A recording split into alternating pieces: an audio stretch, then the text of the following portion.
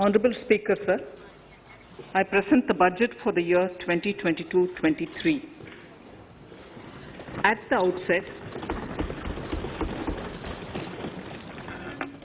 outset, sir, I want to take a moment to express my empathy for those who had to bear adverse health and economic effects of the pandemic.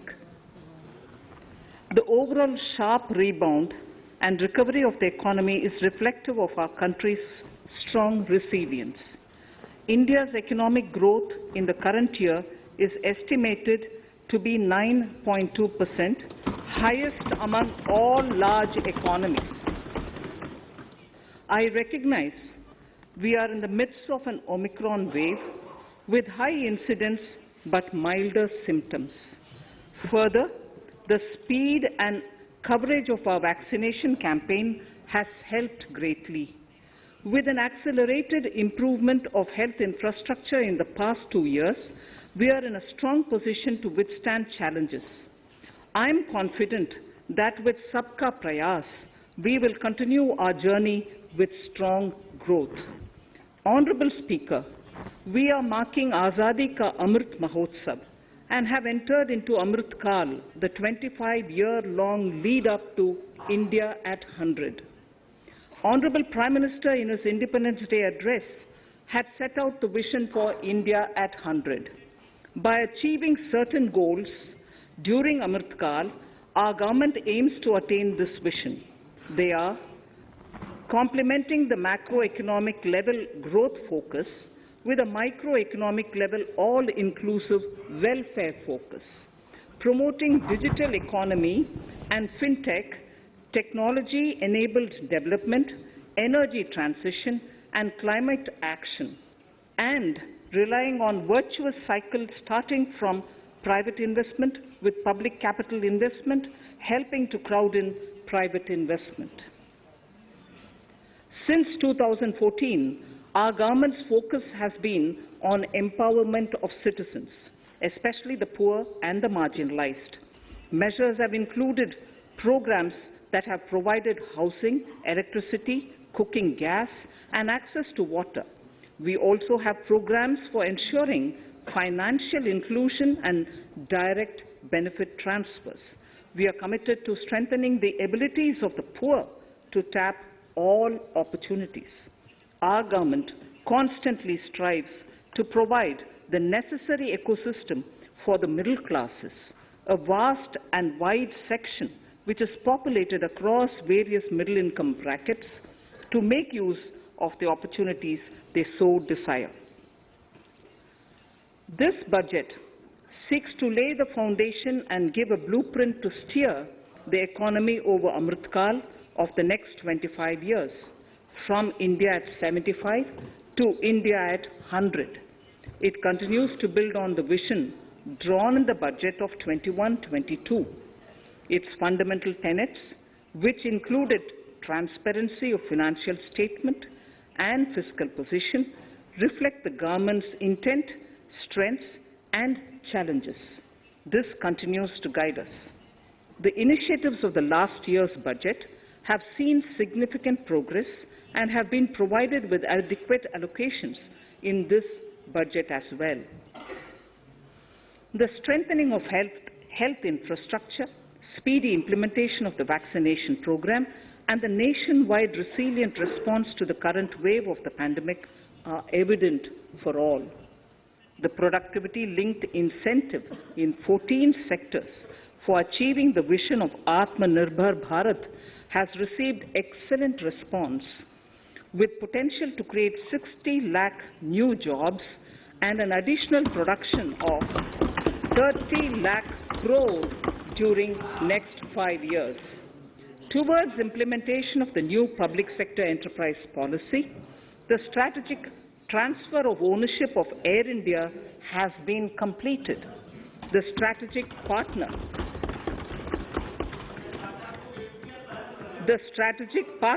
for Neelachal Ispat Nigam Limited has been selected. The public issue of the LIC is expected shortly. Others too are in the process for 2022-23. Please The no, National Bank आपको for पर्याप्त मौका, पर्याप्त अवसर मिलेगा। बेटे बेटे टिप्पणी मत कीजिए। the National Bank for Infrastructure Development and National Asset Reconstruction Company have commenced their activities. Honorable Speaker, sir, Budget 2021-22 had provided a sharp increase in provision for public investment or capital expenditure. Throughout the year, with the Honorable Prime Minister guiding the implementation, our economic recovery is continuing to benefit from the multiplier effect.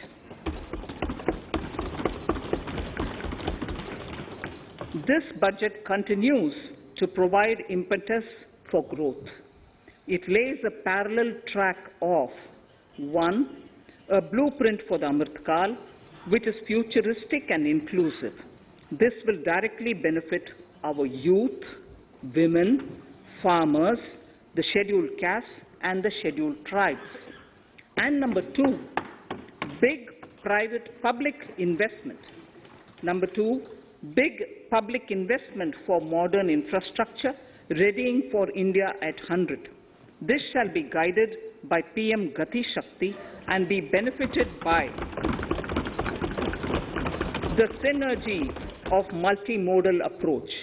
Moving forward on this parallel track, we lay the following 4 priorities: PM Gati Shakti, inclusive development, productivity enhancement and investment, sunrise opportunities, energy transition, and climate action, and 4, financing of investments.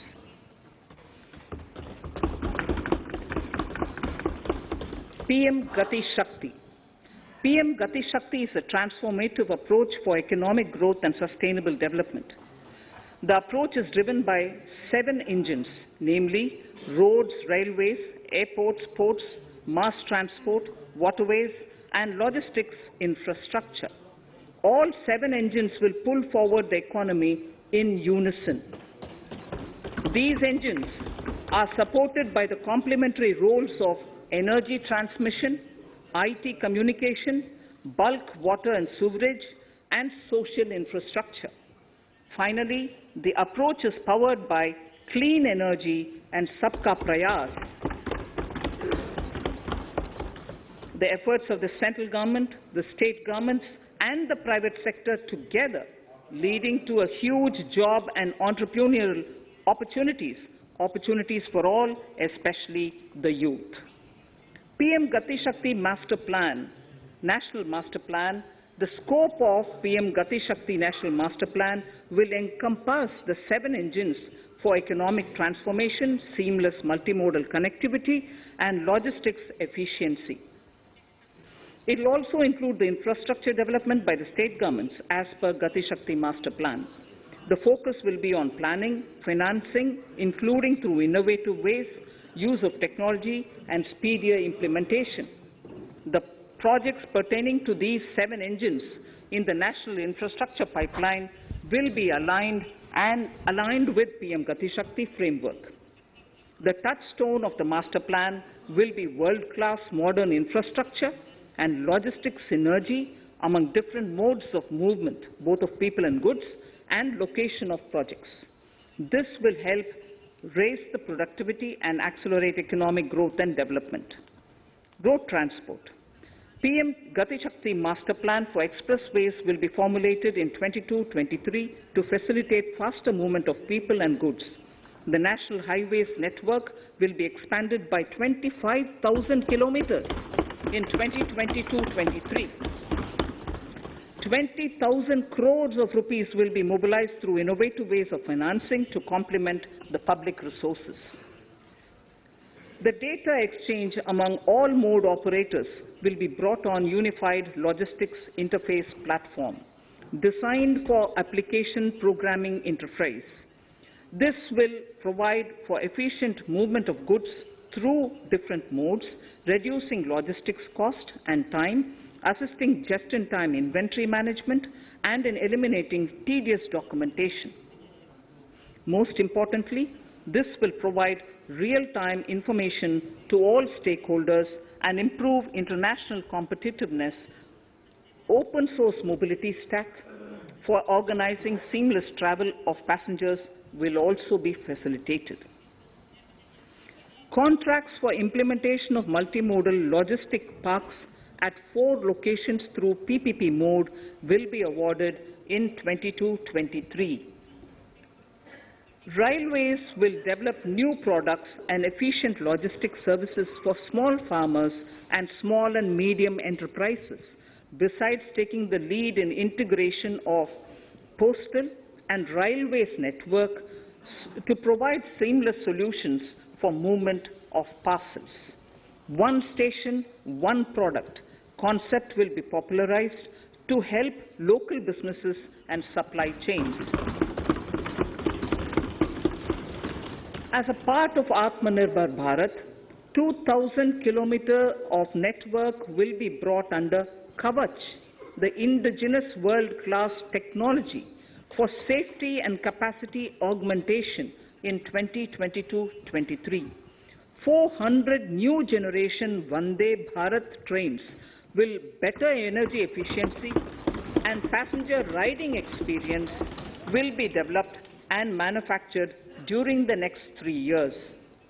100 PM Gati Shakti cargo terminals for multimodal logistics facilities will be developed during the next 3 years.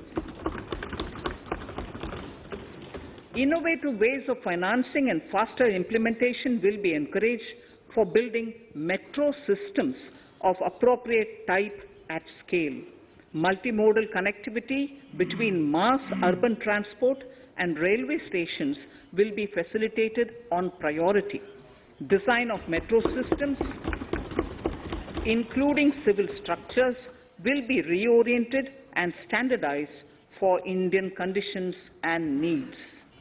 Parvat Mala, as a preferred ecologically sustainable alternative to conventional roads in difficult hilly areas, National Ropeways Development Program will be taken up on PPP mode. The aim is to improve connectivity and convenience for commuters, besides promoting tourism. This may also cover congested urban areas where conventional mass transit system is not feasible. Contracts for 8 such ropeway projects for a length of 60 kilometers will be awarded in 22-23. With technical support from the Capacity Building Commission, central ministries, state governments, and their infra agencies will have their skills upgraded. This will ramp up capacity in planning, design, financing, including innovative ways, and implementation management of the PM Gati Shakti infrastructure projects. Inclusive development, our second priority. Agriculture. The procurement of wheat in Rabi 21-22 and the estimated procurement of paddy in Kharif 21-22 will cover 1,208 lakh metric tons of wheat and paddy from 163 lakh farmers, and 2.37 lakh crores will be the direct payment of MSP value to their accounts. Chemical-free natural farming will be promoted throughout the country, with a focus on farmers' lands in 5-kilometer wide corridors along the river Ganga at the first stage. 2023 has been announced as the International Year of Millets. Support will be provided for post-harvest value addition, enhancing domestic consumption, and for branding millet products nationally and internationally. To reduce our dependence on import of oil seeds, a rationalized and comprehensive scheme to increase domestic production of oil seeds will be implemented. For delivery of digital and high-tech services to farmers, with involvement of public sector research and extension institutions, along with private agri-tech players and stakeholders of agri-value chains, a scheme in PPP mode will be launched.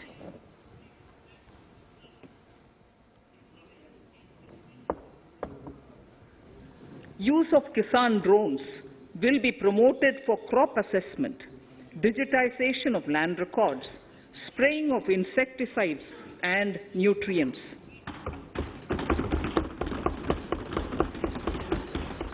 States will be encouraged to revise syllabi of agricultural universities to meet the needs of natural, zero budget and organic farming, modern day agriculture, value addition and management. A fund with blended capital raised under the co-investment model will be facilitated through the NABARD. This is to finance startups for agriculture and rural enterprise relevant for farm produce value chain. The activities of these startups will include inter alia, support for FPOs, machinery for farmers on rental basis at farm level, and technology including IT-based support. The implementation of the Ken-Betwa link project at an estimated cost of 44,605 crores will be taken up. This is aimed at providing irrigation benefits to 9.0 lakh hectare of farmers' lands, drinking water supply to 62 lakh people, 103 megawatt of hydro, 27 megawatt of solar power, allocations of 4,300 crores of rupees in the RE 21-22 and 1,400 crores of rupees in 22-23 have been made for this project.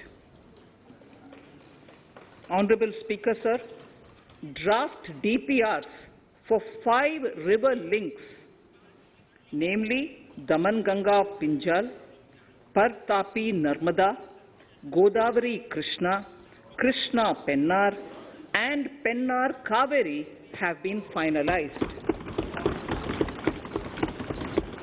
Once a consensus is reached among the beneficiary states, the Centre will provide support for their implementation.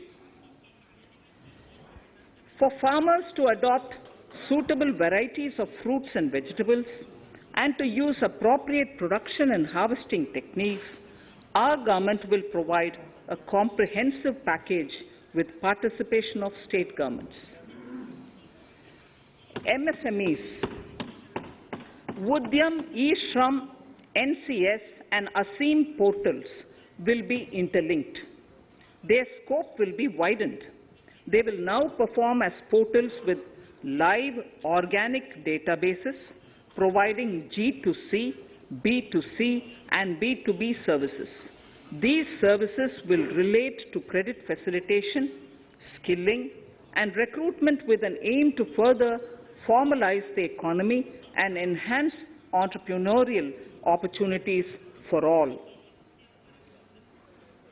Emergency Credit Line Guarantee Scheme has provided the much-needed additional credit to more than 130 lakh MSMEs. This has helped them mitigate the adverse impact of the pandemic. The hospitality and related services, especially those by micro and small enterprises, are yet to regain their pre-pandemic level of business. Considering these aspects, the ECLGS will be extended up to March 2023, and its guarantee cover will be expanded by 50,000 crores of rupees to total cover of 5 lakh crores.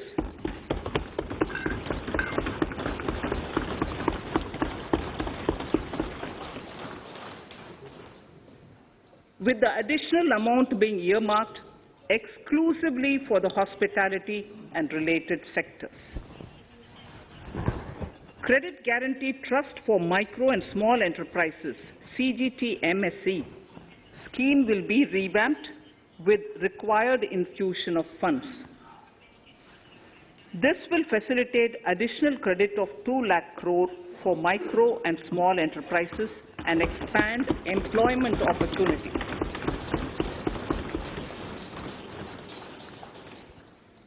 Raising and accelerating MSME performance (RAMP) program with outlay of 6,000 crore over 5 years will be rolled out. This will help MSME sector become more resilient, competitive and efficient.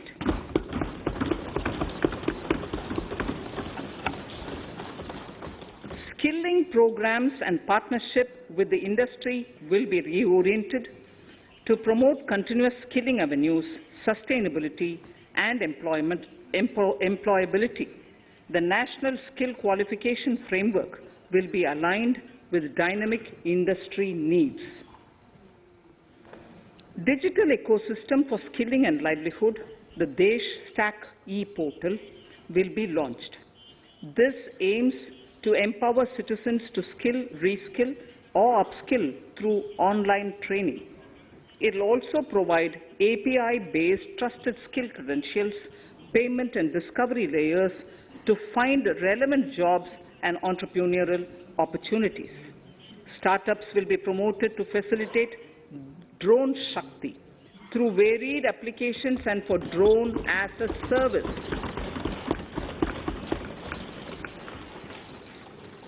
In select ITIs in all states, the required courses for skilling will be started. Due to the pandemic-induced closure of schools, our children, particularly in the rural areas and those from scheduled castes and scheduled tribes and other weaker sections, have lost almost 2 years of formal education. Mostly, these are children in government schools. We recognize the need to impart supplementary teaching and to build a resilient mechanism for education delivery. For this purpose, One Class, One TV channel program of PM E-Vidya will be expanded from 12 to 200 TV channels. This will enable all states to provide supplementary education in regional languages for classes 1 to 12.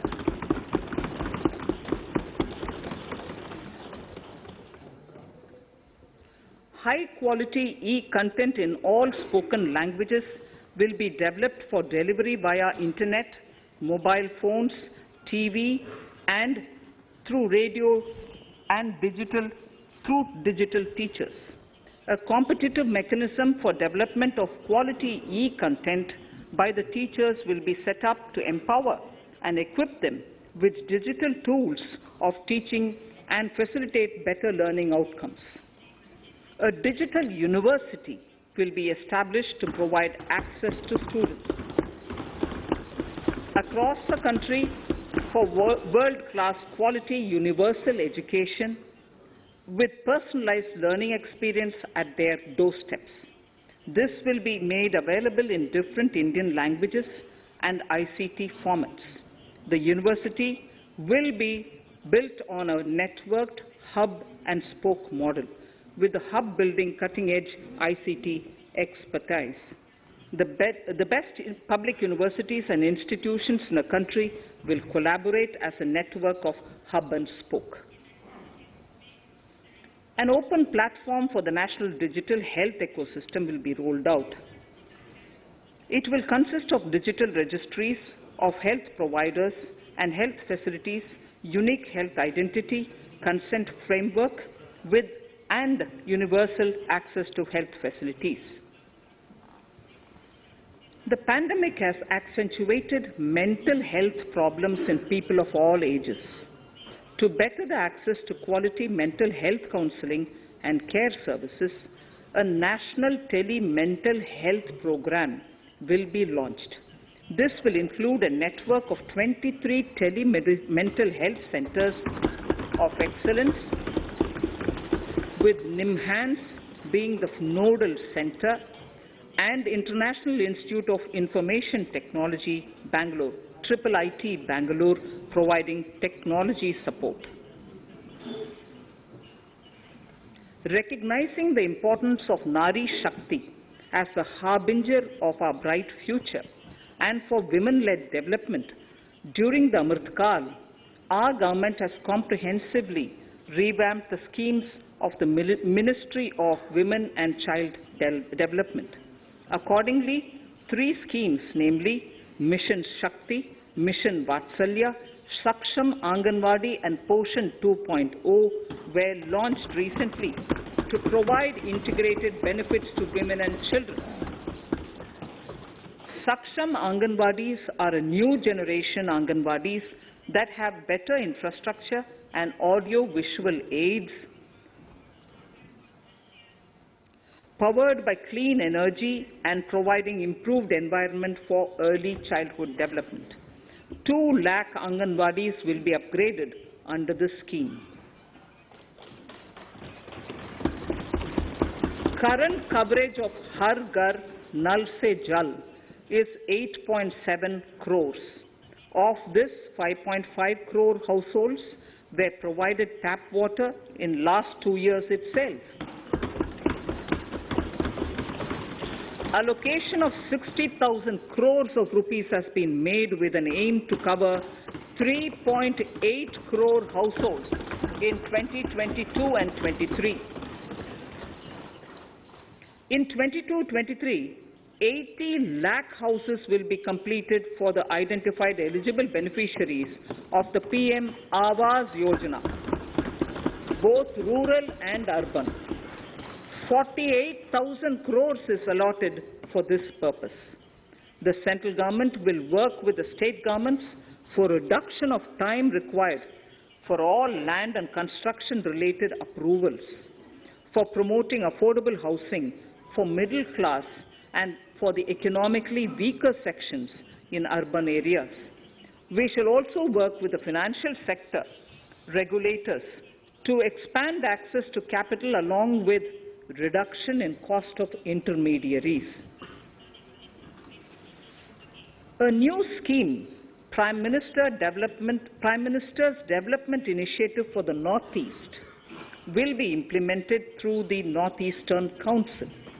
It will fund infrastructure in the spirit of PM Gati Shakti and social development projects based on felt needs of the Northeast. This will enable livelihood activities for youth and women, filling the gaps in various sectors. It will not be a substitute for existing central or state schemes. While the central ministries may also post their candidate projects, priority will be given to those posted by the states. An initial allocation of 1,500 crores of rupees will be made, and the initial list of projects is given in Annexure 1 of my speech.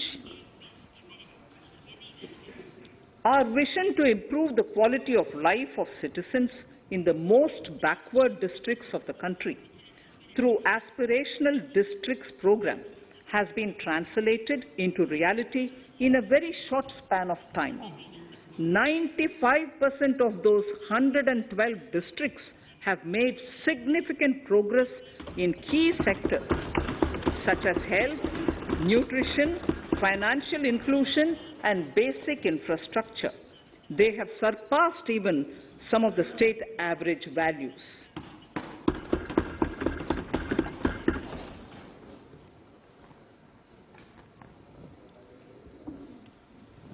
However, in those districts, some blocks continue to lag.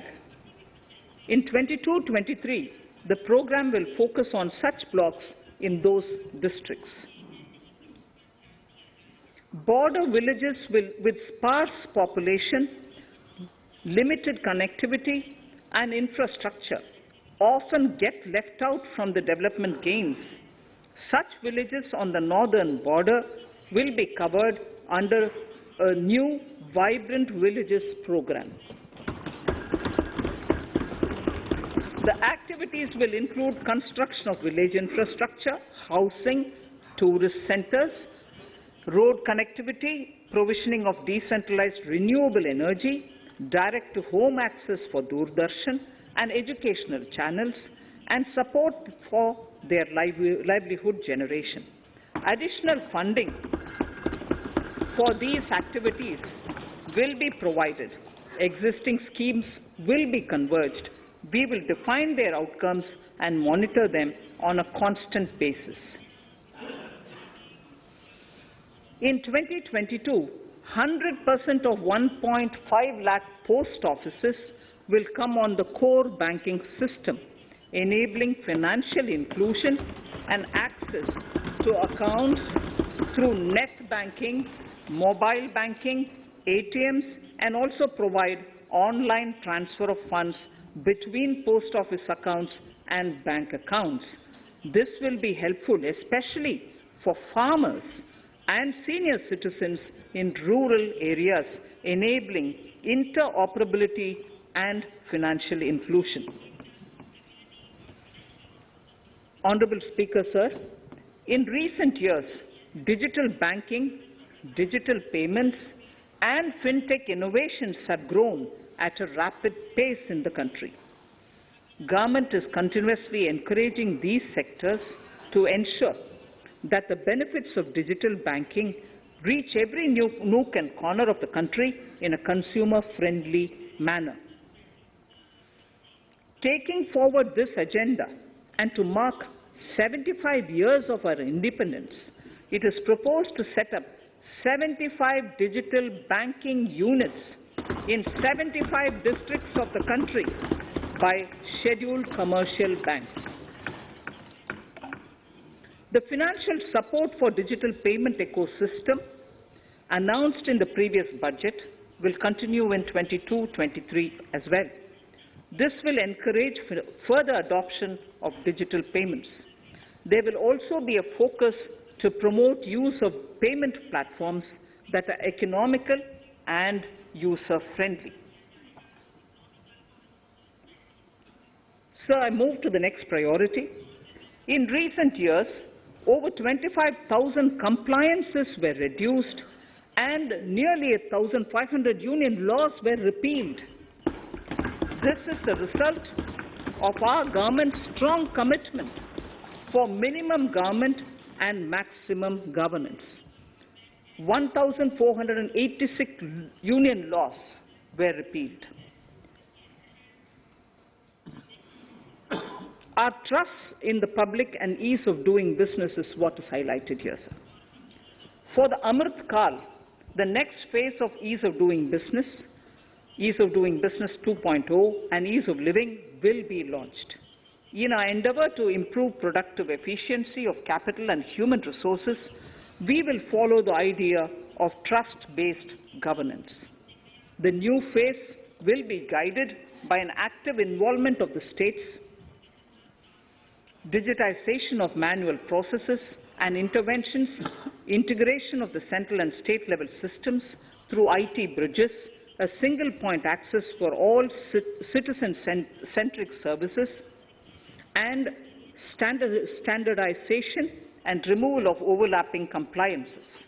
Crowdsourcing of suggestions and ground-level assessment of the impact with active involvement of citizens and businesses will be encouraged.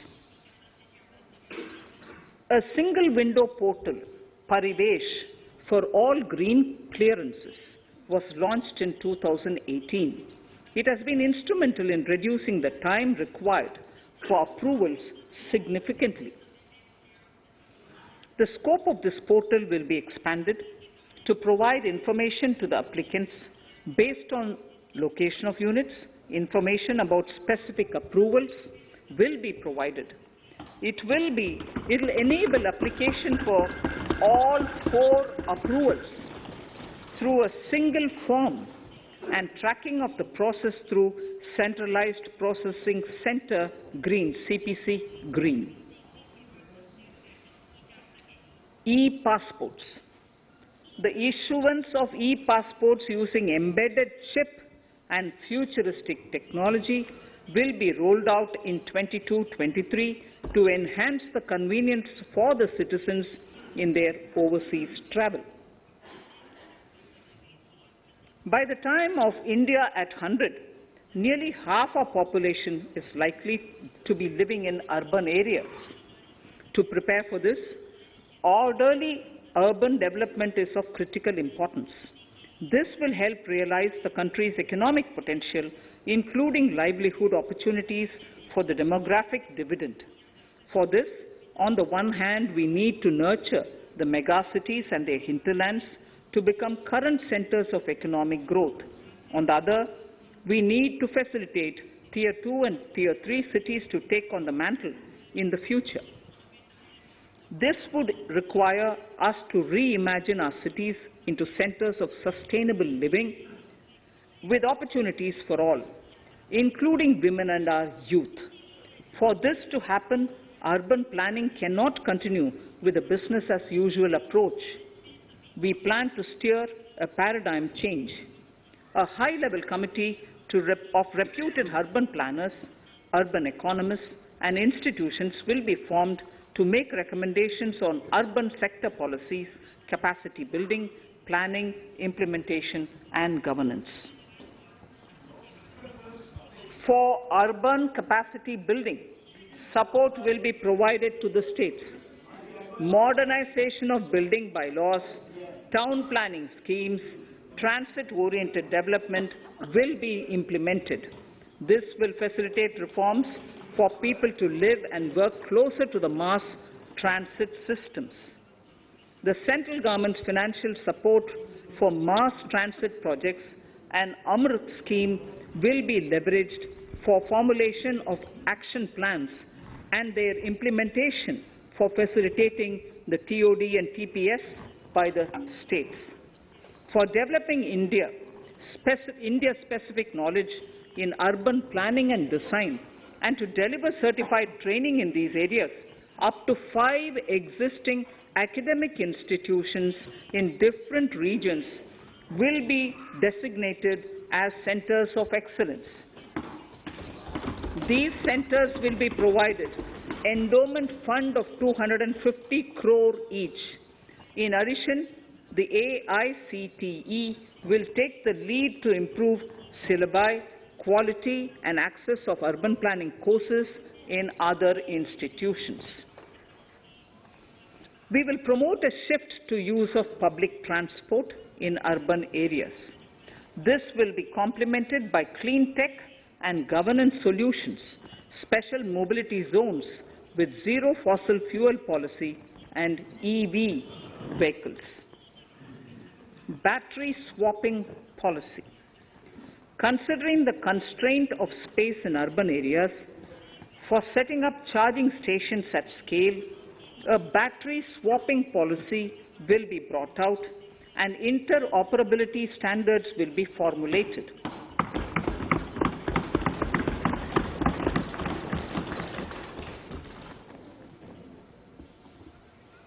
The private sector will be encouraged to develop sustainable and innovative business models for battery or energy as a service. This will improve efficiency in the EV ecosystem. Efficient use of land resources is a strong imperative.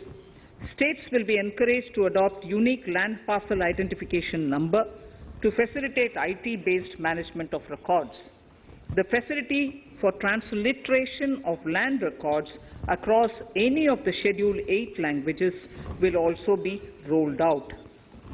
The adoption of linkage with National Generic Document Registration System (NGDRS) with the One Nation, One Registration software will be promoted as an option for uniform process of registration and anywhere registration of deeds and documents.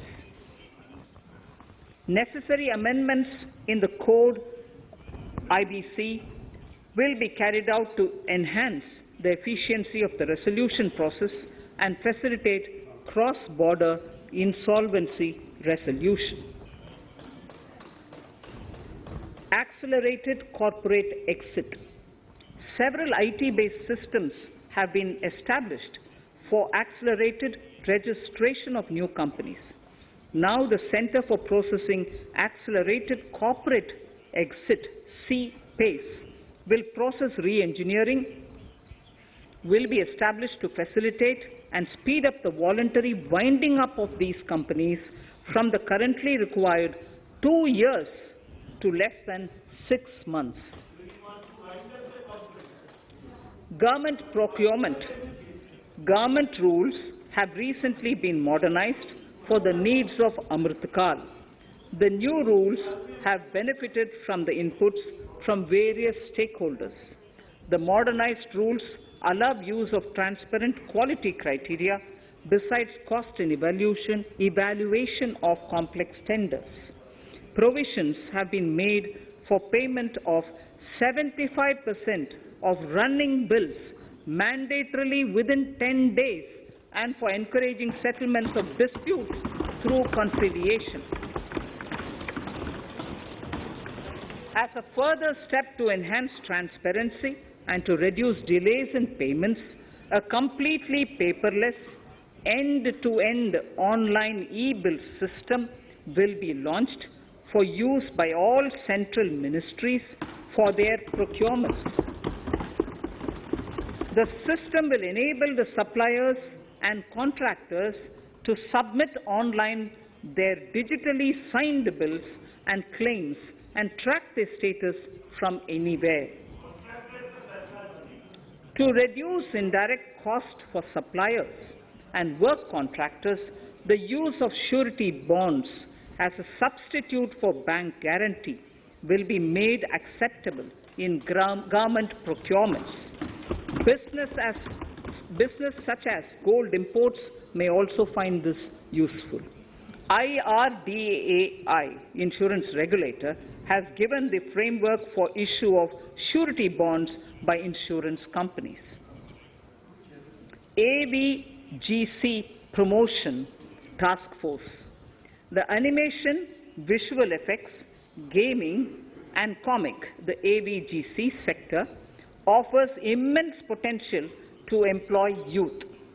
An AVGC Promotion Task Force with all stakeholders will be set up to recommend ways to realize this and build domestic capacity for serving our markets and the global demand.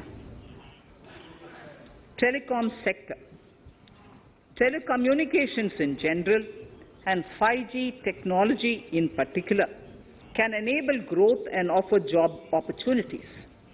Required spectrum auctions will be conducted in 2022 to facilitate rollout of 5G mobile services within 2022-23 by private telecom providers. A scheme for design-led manufacturing will be launched to build a strong ecosystem for 5G as part of the production-linked incentive scheme. To enable affordable broadband and mobile service proliferation in rural and remote areas, 5% of annual collections under the Universal Service Obligation Fund will be allocated. This will promote R&D and commercialization of technologies and solutions. Our vision is that all villages and their residents should have the same access to e-services, communication facilities, and digital resources as urban areas and their residents. The contracts for laying optical fiber in all villages, including remote areas, will be awarded under the BharatNet project through PPP in 22 and 23. Completion is expected in 2025. Measures will be taken to enable better and more efficient use of the optical fiber. Export promotion.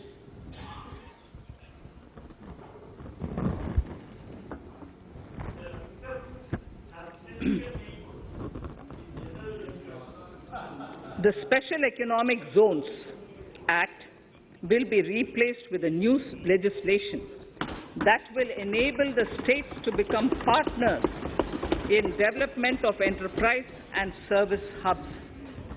This will cover all large existing and new industrial enclaves to optimally utilize available infrastructure and enhance competitiveness of exports. Atmanirbharta in defense. Our government is committed to reducing imports and promoting Atmanirbharta in equipment for the armed forces.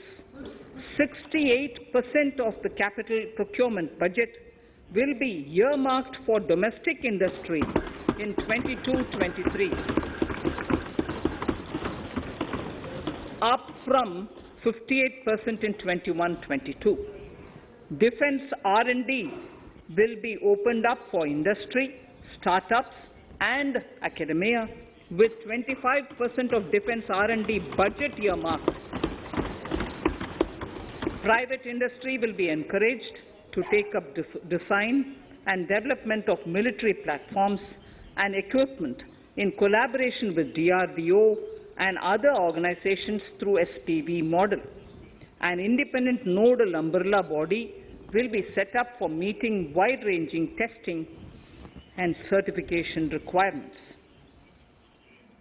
Artificial intelligence, geospatial systems and drones, semiconductor and its ecosystem, space economy, genomics and pharmaceuticals, green energy and clean mobility systems have immense potential to assist sustainable development at scale and modernize the country.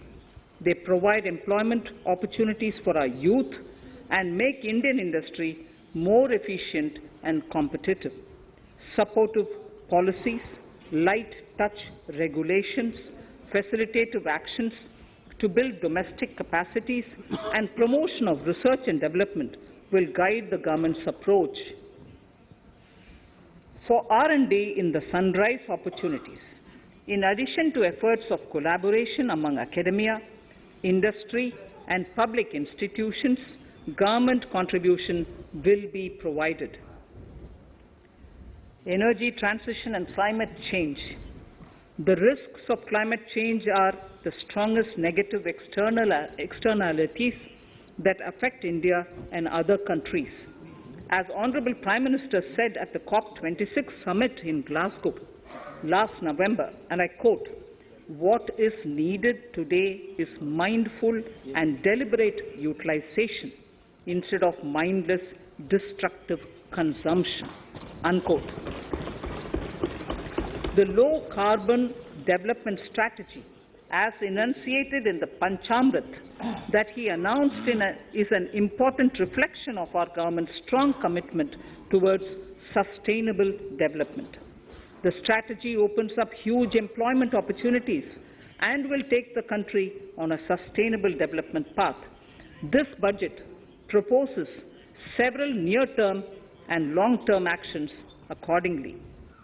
Solar power.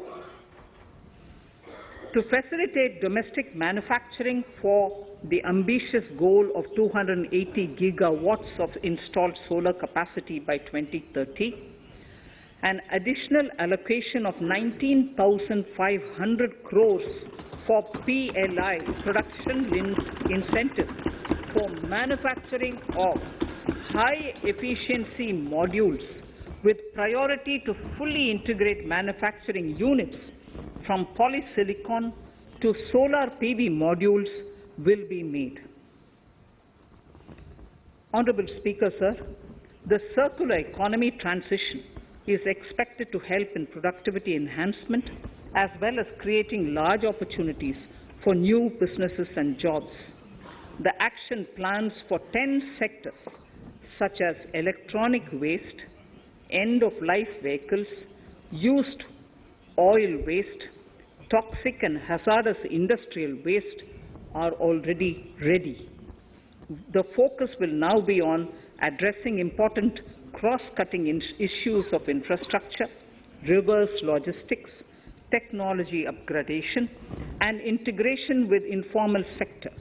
This will be supported by active public policies covering regulations, extended producers' responsibilities, framework, and innovation facilities. 5 to 7% biomass pellets will be co-fired in thermal power plants, resulting in carbon dioxide savings of 38 MMT annually. This will also provide extra income to farmers and job opportunities to locals and help avoid stubble burning in agricultural fields.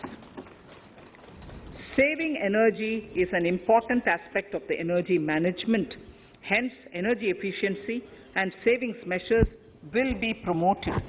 This will be done in large commercial buildings through the energy service company business model.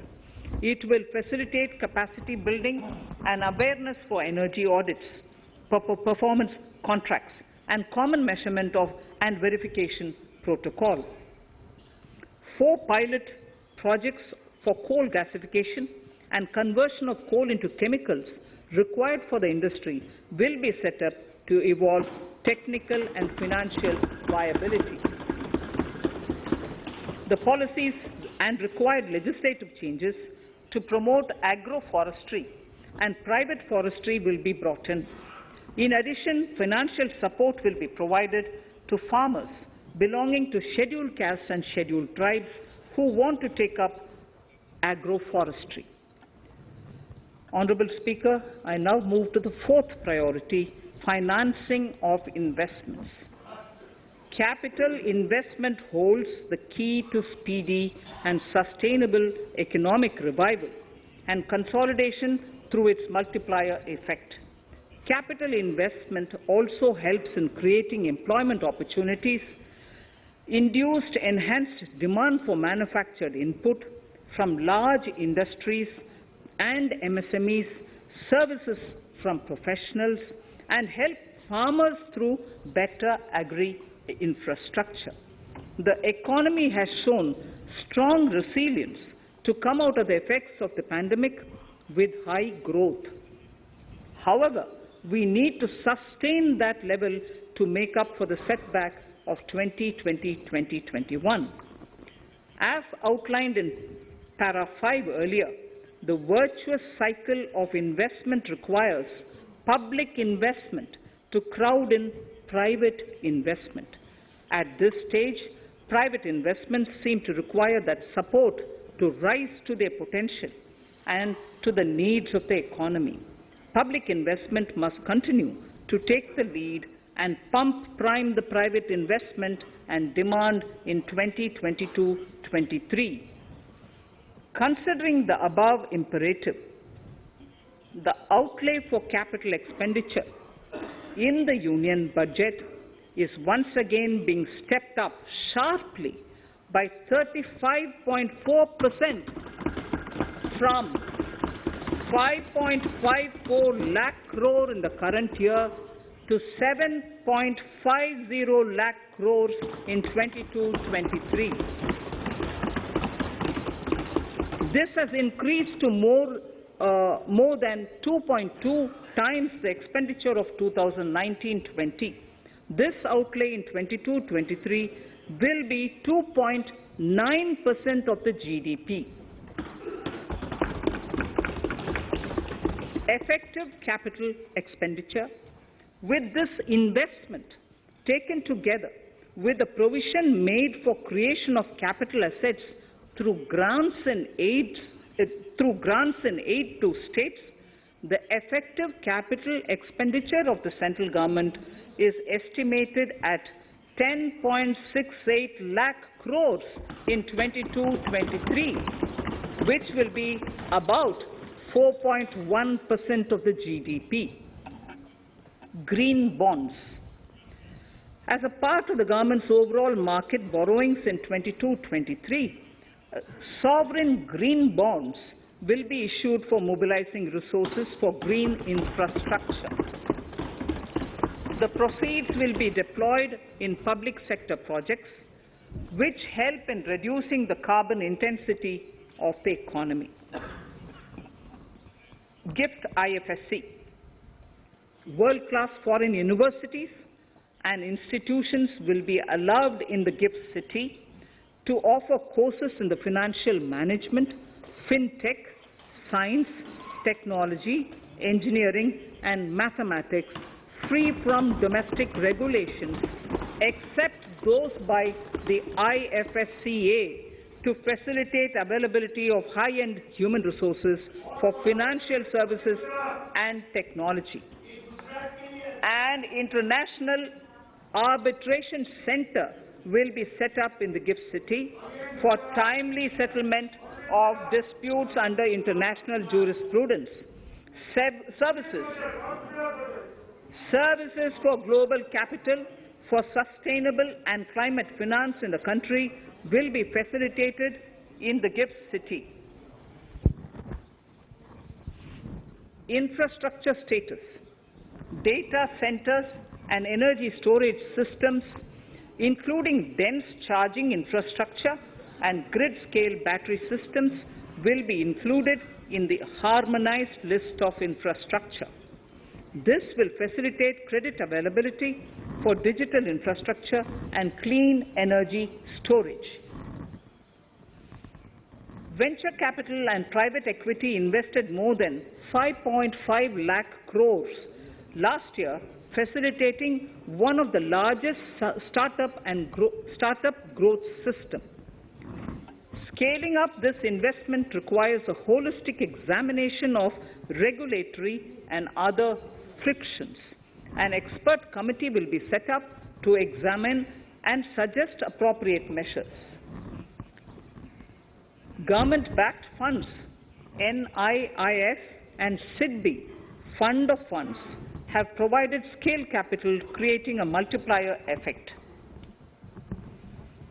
For encouraging important sunrise sectors such as climate action, deep tech, digital economy, pharma, and agri-tech, the government will promote these thematic funds for blended finance, with the government share being limited to 20% and the funds being managed by private fund managers.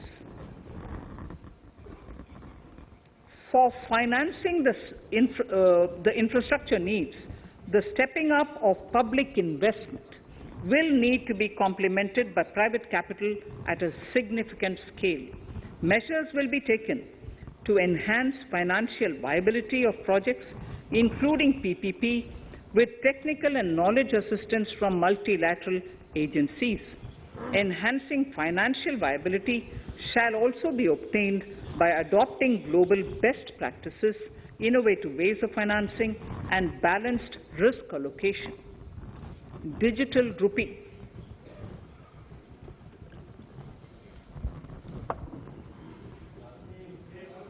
Introduction of a central bank digital currency will give a big boost to digital economy. Digital currency will also lead to a more efficient and cheaper currency management system.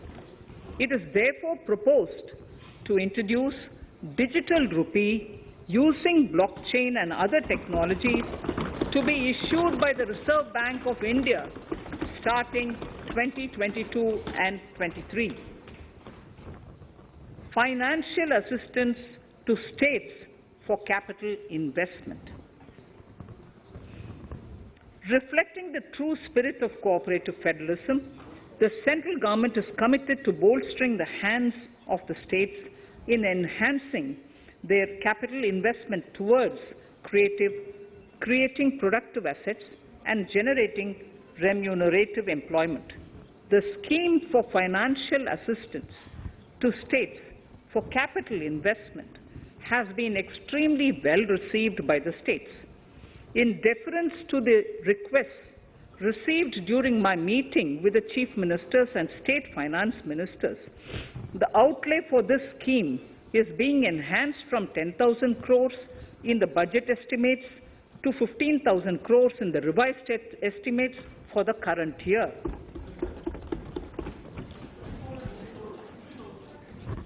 For 22-23,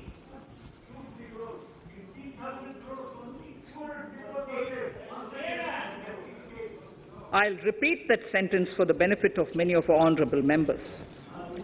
In deference to the requests received during my meeting with chief ministers and state finance ministers, the outlay for this scheme is being enhanced from 10,000 crores in the BE to 15,000 crores, 15,000 crores in the RE of the current year.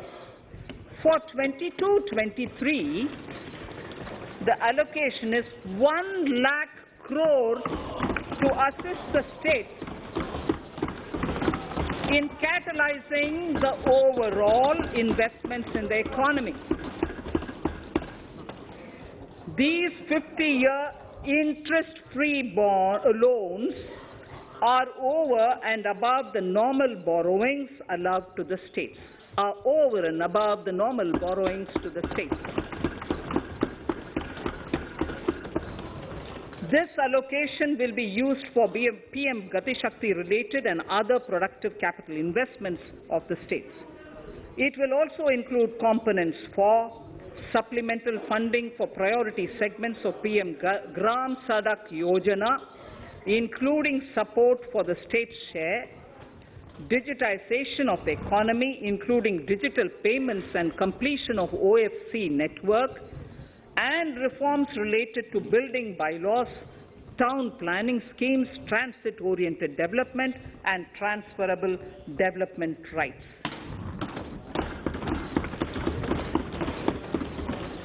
In 22-23, in accordance with the recommendations of the 15th Finance Commission, the states will be allowed a fiscal deficit of 4% of the GSDP, of which 0.5% will be tied to power sector reforms, for which the conditions have already been communicated in 21-22.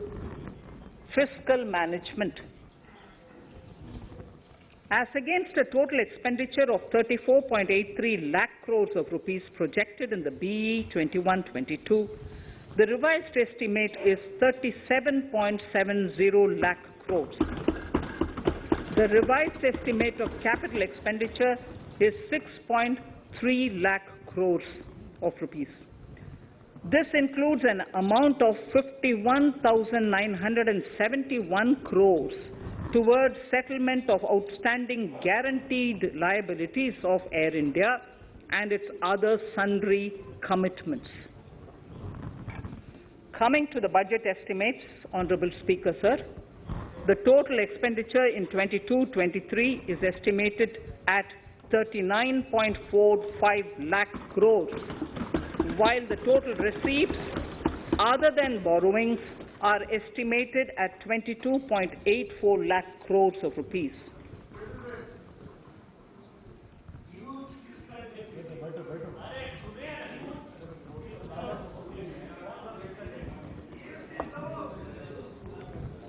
The revised fiscal deficit, Honorable Speaker, in the current year is estimated at 6.9% of the GDP, as against 6.8% projected in the budget estimates. The fiscal deficit is in 22-23 is estimated at 6.4% of the GDP, which is consistent with the broad path of the fiscal consolidation announced by me last year to reach a fiscal deficit level below 4.5% by 25-26. While setting the fiscal deficit level in 22-23, I am conscious of the need to nurture growth through public investment to become stronger and sustainable. I will now move to Part B of my speech.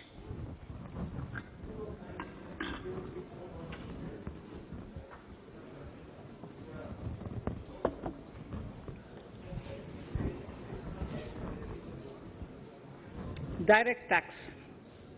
Honorable Speaker, sir, I take this opportunity to thank all the taxpayers of our country who have contributed immensely and strengthened the hands of the government in helping their fellow citizens in this hour of need.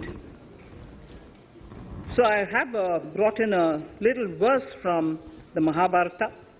I won't spend more time reading because I would like the speech to get enough time. However, the substance of it is the king must make arrangements for yogakshema, which is the welfare of the populace, by way of abandoning any laxity and by governing the state in line with dharma, along with collecting taxes which are in consonance with dharma.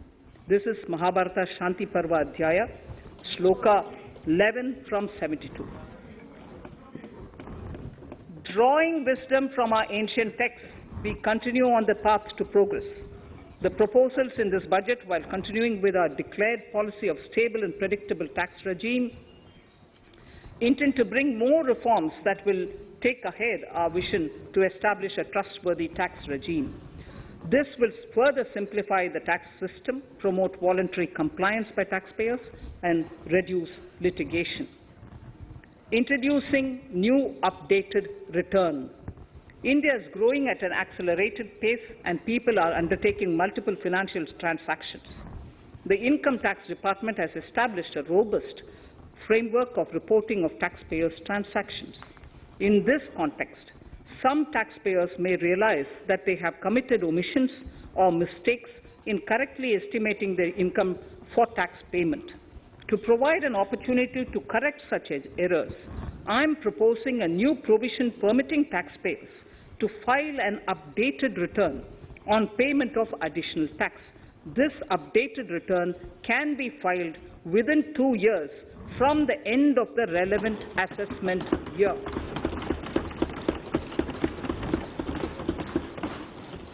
Honorable Speaker, sir, presently, if the department finds out that some income has been missed out by an assessee, it goes through a lengthy process of adjudication.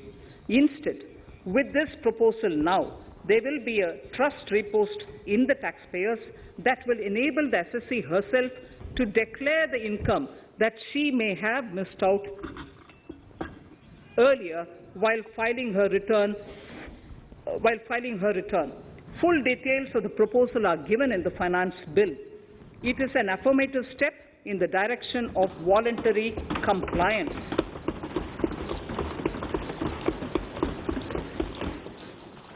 Reduced alternative minimum tax rate and surcharge for cooperatives.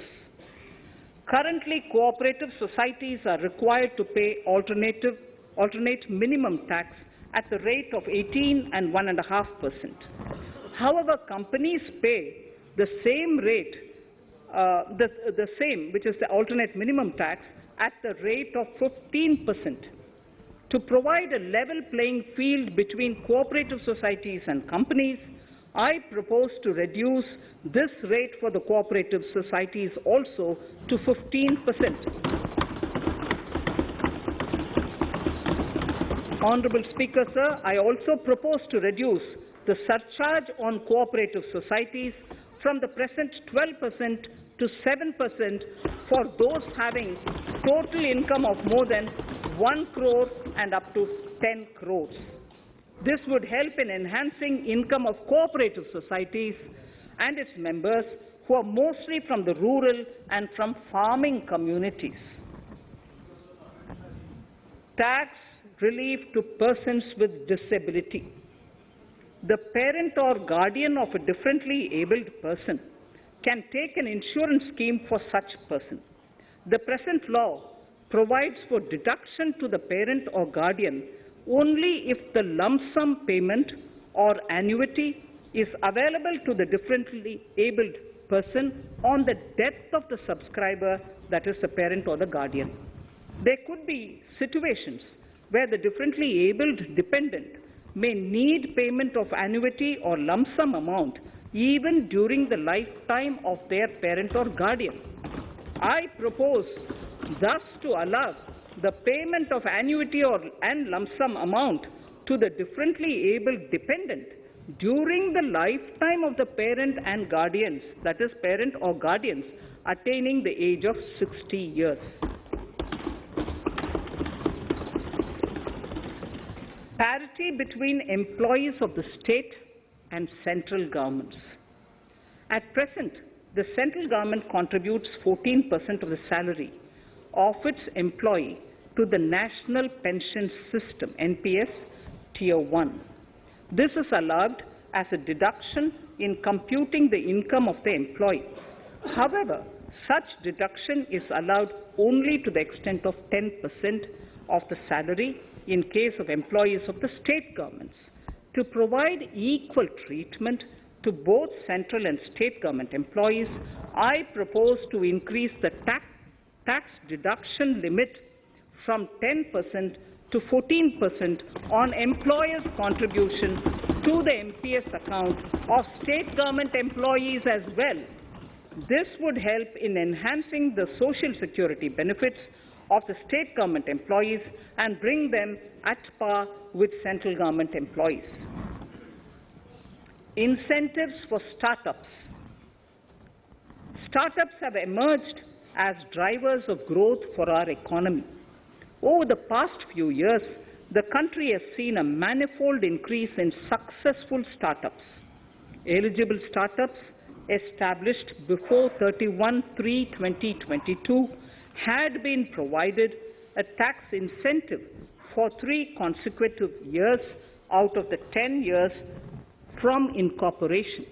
In view of the COVID pandemic, I propose to extend the period of incorporation of the eligible startup by 1 more year, that is up to 31/3/2023, for providing such tax incentives.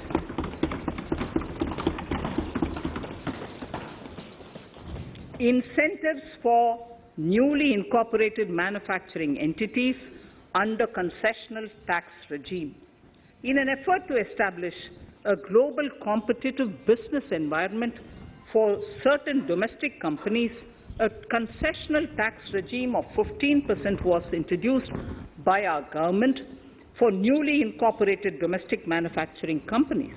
I propose to extend the last date for commencement of manufacturing or production under Section 115B AB by 1 more year, that is from 31st March 2023 to 31st March 2024.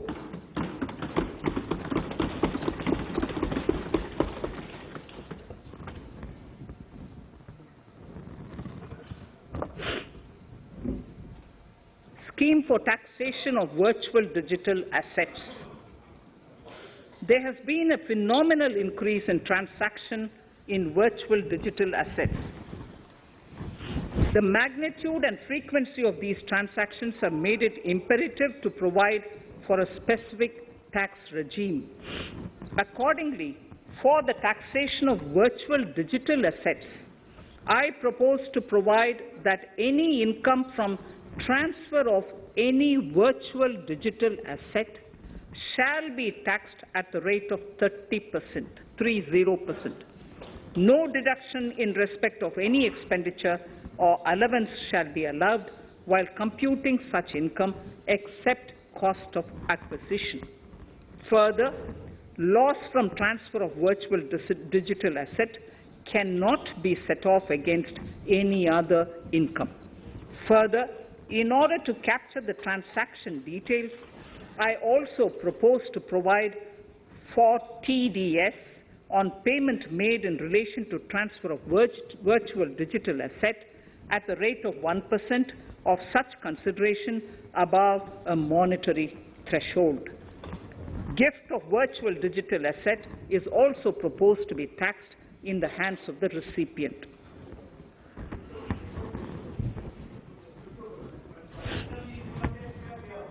Litigation management to avoid repetitive appeals by the department. It has been observed that a lot of time and resources are consumed in filing of appeals which involve identical issues.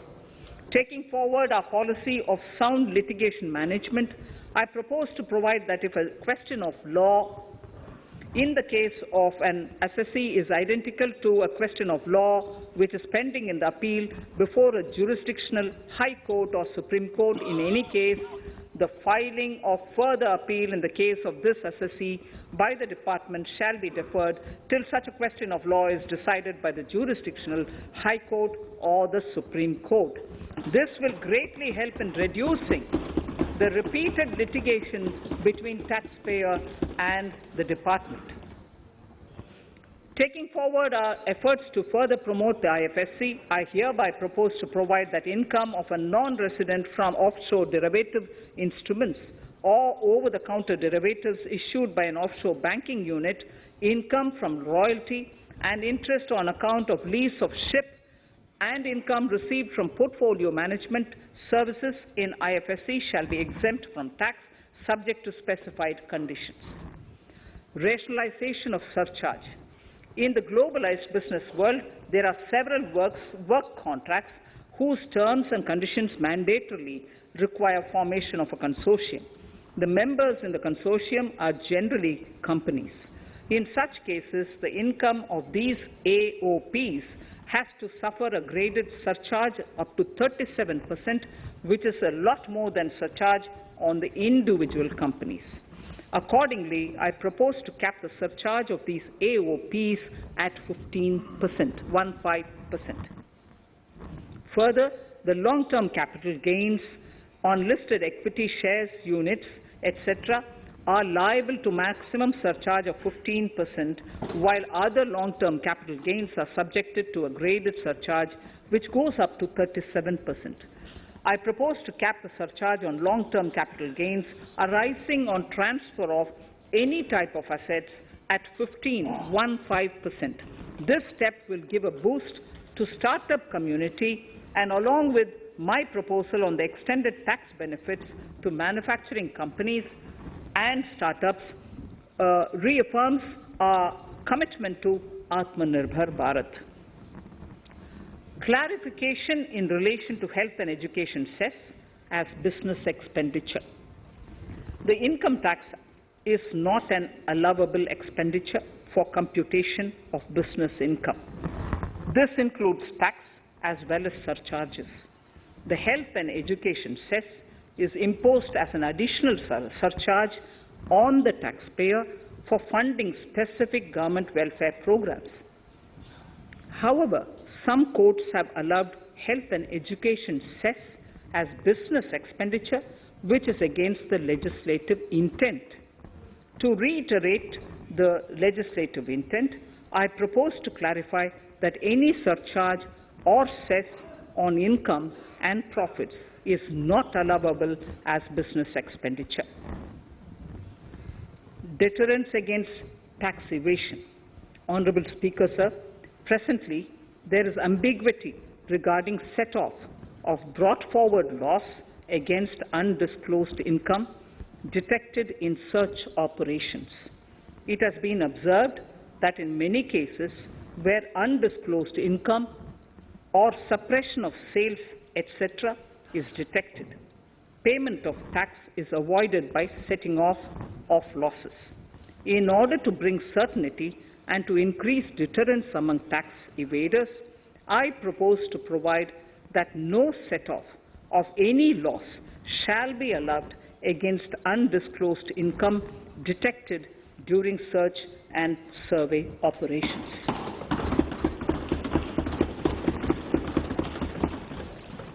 It has been noticed that as a business promotion strategy, there is a tendency on businesses to pass on benefits to their agents.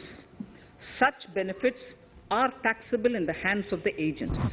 In order to track such transactions, I propose to provide for tax deduction by the person giving benefits if the aggregate value of such benefits exceeds 20,000 rupees during the financial year. A few other changes are being made, the details of which are there in the finance bill. Indirect taxes. So remarkable progress in GST. GST has been a landmark reform of independent India, showcasing the spirit of cooperative federalism. While aspirations were high, there were huge challenges too. These challenges were overcome deftly and painstakingly under the guidance and the oversight of the GST Council. we can now take pride in a fully IT-driven and progressive GST regime that has fulfilled the cherished dream of India as one market, one tax. There are still some challenges remaining, and we aspire to meet them in the coming year. The right balance between facilitation and enforcement has engendered significantly better compliance, and enforcement has engendered better compliance. GST revenues are buoyant despite the pandemic. I would bring in something which I've got to know this morning, not part of my speech, but worth putting in here for the knowledge of the Honourable House. I would like to bring to the notice of this House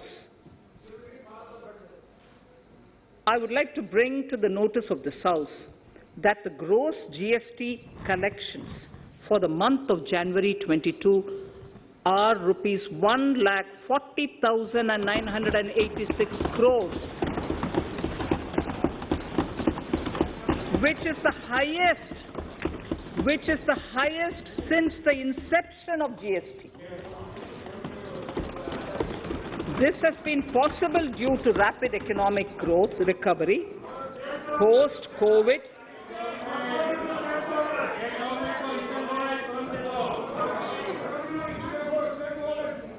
This has been possible due to the rapid economic recovery post-COVID, as well as various policy and administration undertaken by central and state tax administrations. Taxpayers deserve applause for this growth. Not only did they adapt to the changes, but enthusiastically contributed to the cost of paying taxes. Special economic zones. In part A of my speech, I have referred to the proposed reforms in SEZs. Alongside, we will also undertake reforms in customs administration of SEZs, and it shall henceforth be fully IT-driven and function on the Customs National Portal with a focus on higher facilitation and with only risk-based checks. This will ease doing business by SEZ units considerably. This reform shall be implemented by 30th September 2022. Customs reforms and duty rate changes. Customs administration has reinvented itself over the years through liberalized procedures and infusion of technology. Faceless customs has been fully established. During COVID-19 pandemic, customs formation have done exceptional frontline work against all odds, displaying agility and purpose. Customs reforms have played a very vital role in domestic capacity creation, providing level playing field to our MSMEs, easing the raw material supply side constraints, enhancing ease of doing business, and being an enabler to other policy initiatives such as PLI and phased manufacturing plans. My proposal on customs side are aligned to these objectives. Project imports and capital goods. National Capital Goods Policy 2016 aims at doubling the production of capital goods by 2025. This would create an employment opportunities and result in increased economic activity. However, several duty exemptions, even extending to over 3 decades, in some cases have been granted to capital goods for various sectors like power, fertilizer, textiles, leather footwear, food processing, and fertilizers. These exemptions have hindered the growth of the domestic capital goods sector. Similarly, project import duty concessions have also deprived the local producers of a level playing field in areas like coal mining projects, power generation, transmission or distribution projects, railway and metro projects.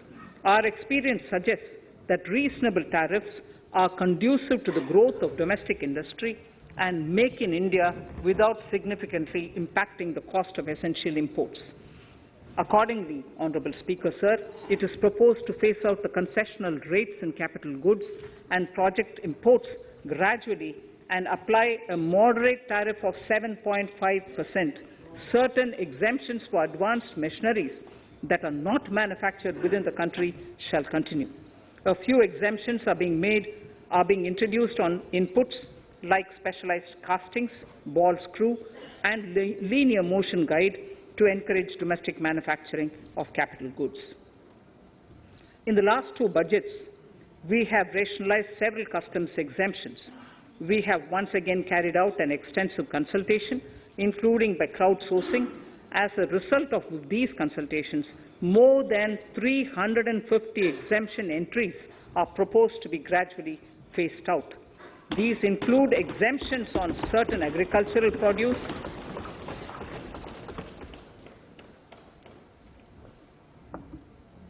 chemicals, fabrics, medical devices and drugs, and medicines for which sufficient domestic capacity exists. Further, as a simplification measure, several concessional rates are being incorporated in the customs tariff schedule itself instead of prescribing them through various notifications.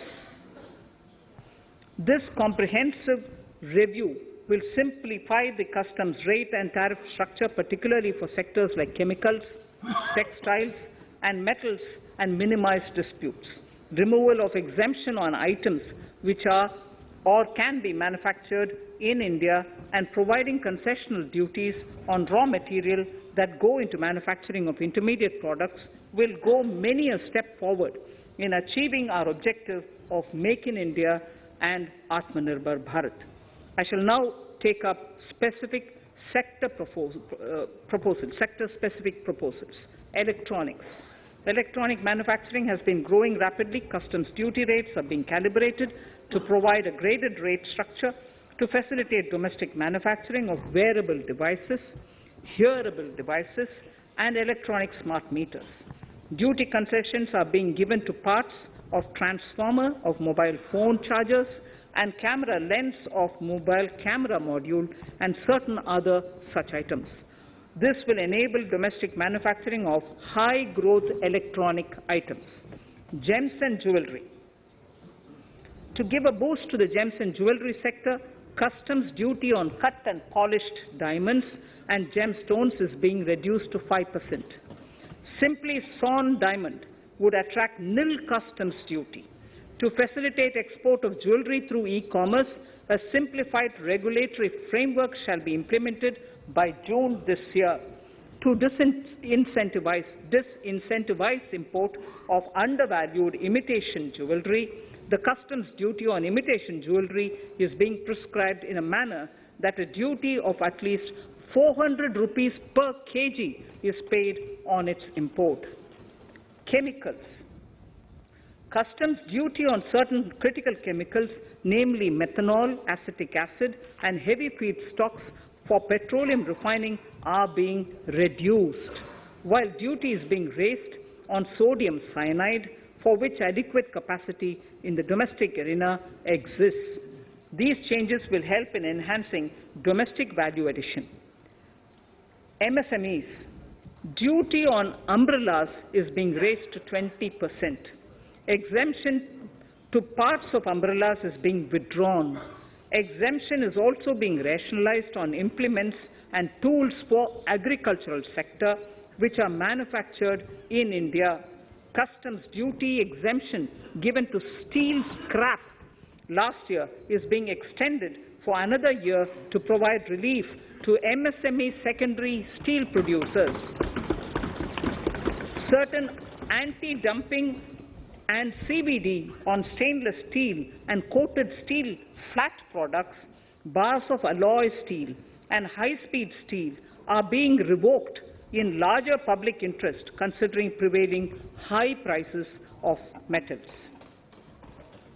To incentivize exports, exemptions are being provided on items such as embellishment, trimmings, fasteners, buttons, zipper, lining material, specified leather, furniture fittings, and packaging boxes that may be needed by bona fide exporters of handicrafts, textiles, leather garments, leather footwear, and other goods.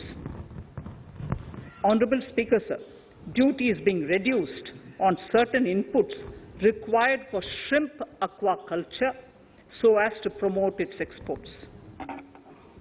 tariff measure to encourage blending of fuel. Blending of fuel is a priority for this government. To encourage the efforts for blending of fuel, unblended fuel shall attract an additional differential excise duty of ₹2 per litre from first day of October 22. A few other changes are being made in duty rates, customs, tariff and customs law, the details of which are there in the finance bill. Mr. Speaker, sir, with these words, I commend the budget to this august House. Thank you. Item number 2, Srimati Nirmala Sitharaman ji.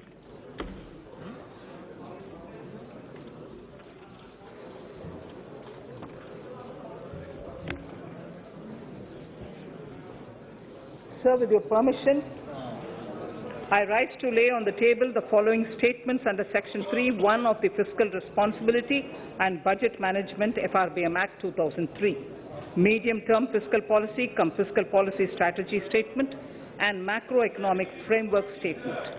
Item number 3, Vitt Videk 2020, Nirmala Sitharaman ji. Sir, item number 3, Finance Bill. Sir, with your permission, I rise to move for leave to introduce the Finance Bill 2022. प्रश्न ये कि वित्त विधेयक को पुनर्स्थापित करने की अनुमति प्रदान की जाए। जो सदस्य इसके पक्ष में हाँ कहें, जो सदस्य विरोध में ना कहें। मेरे विचार में निर्णय हाँ वालों के पक्ष में, हाँ वालों के पक्ष में। माननीय मंत्री जी, वित्त विधेयक को पुनर्स्थापित करें। Sir, I introduce the bill. सभा की कार्रवाई कल बुधवार दिनांक 2 फरवरी 2022 को 4:30 बजे तक के लिए स्थगित की जाती है।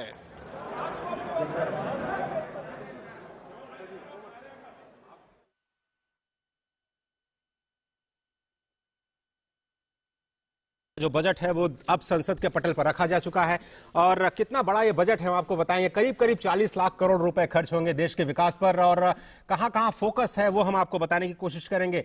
ये जो बजट है नए भारत की नींव रखता है। जिस तरह से वित्त मंत्री ने स्पष्ट तौर पर कहा कि ये जो अमृत काल चल रहा है, 75 साल आजादी के हो चुके हैं और अब हम 75 से 100 साल का ये जो 25 साल का सफर है उसकी एक नींव रखता हुआ ये जो बजट है वो किस तरह से बुनियादी ढांचे पर फोकस करता है। आगे जाते हुए जो कोरोना की चुनौतियां हैं, क्या उससे निपटने में ये जो बजट है वो कुछ बड़े फायदे पहुंचाता है देश को, हम आपको बताने की कोशिश करेंगे और समझाने की कोशिश करेंगे।